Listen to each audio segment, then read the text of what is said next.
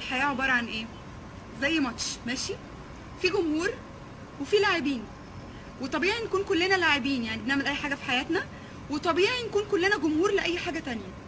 بس اللي مش طبيعي ان نكون كلنا حكام، هو حكم واحد بس ده فاهم في اللي بيحكم فيه.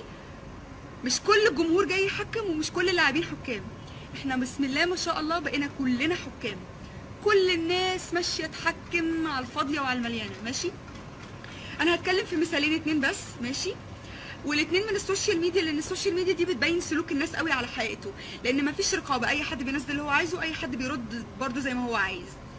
اول مثال الفيديو بتاع البنت اللي بترقص في الشارع دي اللي لابسه تايجر، يخرب بيت الزيطه، يخرب بيت الزيطه والله العظيم. كله داخل بجد، فين الاخلاق؟ مصر رايحه لفين بجد؟ ليه وصلنا بجد؟ مش عارفه ايه، زيطه زيطه زيطه. طب انت ليه ما فكرتش تشتم اللي مصور او اللي منزل الفيديو لو انت عميق وليك نظر قوي كده؟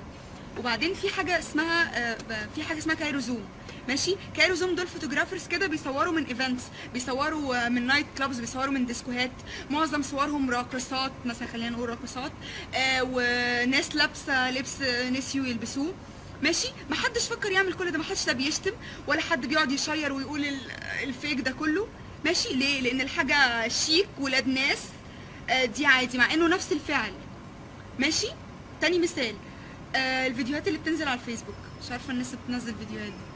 المهم يعني ادخل اي فيديو حلو، بنت ولد، محجبه منقبه، ولد باي حاجه، وخش في الكومنتات بسم الله ما شاء الله، محللين سياسيين ثقافيين، هو عايز حاجه هادفه، هو عايز حاجه هادفه.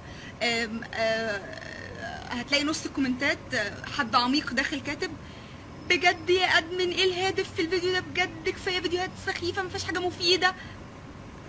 هو بص انت سبت اليوتيوب بافلامه الوثائقيه اللي عن اي حاجه انت عايز تفهم عنها، سبت البي بي سي، سبت النايل تعليميه واحد، سبت السي بي سي، سبت كل ده وجاي الفيسبوك عايز حاجه مفيده. لو مش اي فيسبوك، جاي صفحه فيديوهات هو بايده الطاهره دي، بايده الطاهره عمل عليها لايك. انت ما حدش اتزاقب على، ما حدش ضحك عليك على فكره، انت كنت عارف ان هي بيج فيديوهات على فكره. انا عايز حاجه مفيده، هو عايز حاجه مفيده يا فندم، ده فيسبوك يبقى انا عايز حاجه مفيده، يا فندم بيج فيديوهات يبقى انا عايز حاجه مفيده.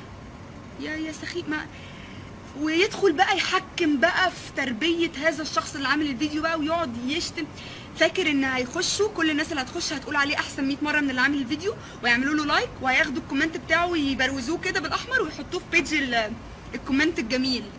مش هيتحط في بيج الكومنت الجميل خالص على فكره، بيج فيديوهات مش بيج الكومنت الجميل.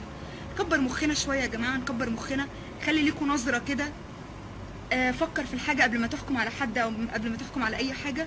اوكي، كفايه عمق، والله كلنا بقينا عمق. تمام، سلام عليكم. لو عجبك الفيديو سبسكرايب من هنا، سبسكرايب، شوفوا بقيه الفيديوهات، ويا ريت تسيبوا لي تعليقاتكم او اي افكار لفيديوهات تانيه.